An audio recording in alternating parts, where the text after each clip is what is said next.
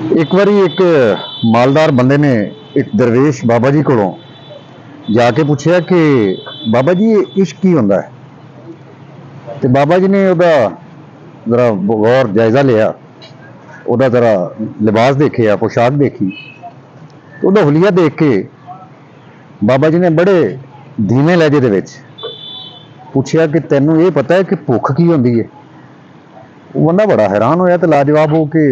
अखां च सवाल लैके बाबा जी वाल देखण लग पिया। ते बाबा जी कहंदे कि पुत्रा तैनू मैं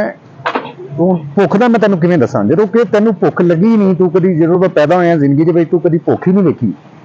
ते तैनू मैं हुण किवें समझावां कि भुख की होंदी है। ते इसे तरह जदों तुहानू जिंदगी दे विच कदी इश्क होया ही नहीं, ते तुहानू इश्क दा की पता लगेगा कि इश्क की होंदा है। अल्लाह ताला ते उहदे नबी करीम हज़रत मुहम्मद सल्लल्लाहु अलैहि वसल्लम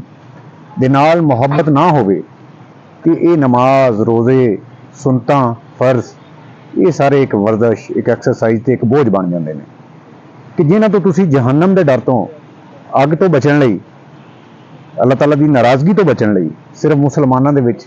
शुमार होने वास्ते तुसी ये फराइज जिहड़े है सर अंजाम देंदे जी। ते जे यही तुसी मुहब्बत दे विच सर अंजाम दिओ, इन्ना अजर भी कितना दुगना हो जाए, तो तुहाडी यारी भी लग जाए, तो तुहाडा तलक भी ऐसा बन जाए कि तुहानू भी चास आए कि मेरे मामला जिहड़े ने हुण मेरे हथों निकल के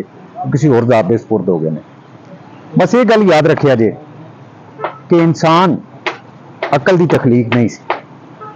इंसान इश्क की तखलीक सी। दोबारा गल मेरी जिहड़ी है इहनू पल्ले बन लिया जे कि इंसान की तखलीक जिहड़ी है,